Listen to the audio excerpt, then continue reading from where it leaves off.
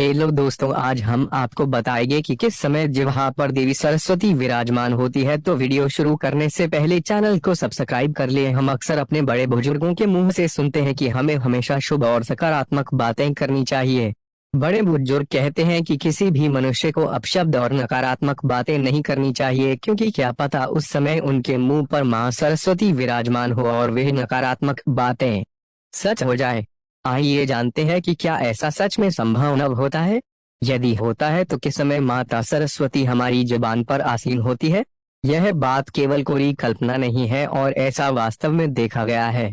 जैसा कि हम सभी जानते हैं, माता सरस्वती बुद्धि, ज्ञान और विवेक की देवी है।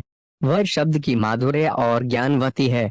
वीणा वादिनी सरस्वती ने ही सर्वप्रथम सृष्टि में स्वर भरे हैं। ऐसी मान्यता है कि माता सरस्वती से सर्वप्रथम सस्वर की उत्पत्ति हुई और इसी वजह से संसार के सभी नदी, नालों और पक्षियों को आवाज मिली।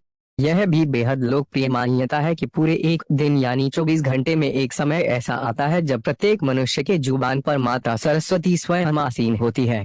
इस विषय में ऐसा कहा जाता है कि इस समय उपरांत जो भी शब्द मनुष्य बोलता है वे सच हो जाते हैं। मित्रों, धर्म पुराणों के अनुसार रात्रि के 3:10 से 3:15 के 5 मिनट यह ऐसे होते हैं जो प्रत्येक मनुष्य की जुबान पर माता सरस्वती स्वयं होती है।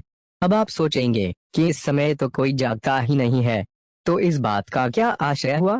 लेकिन ऐसा नहीं है। यह वह चरम सीमा समय है जब हमें किसी भी परिस्थिति में किसी प्रकार के अपशब्द या नकारात्मक बातों का वर्णन नहीं करना है।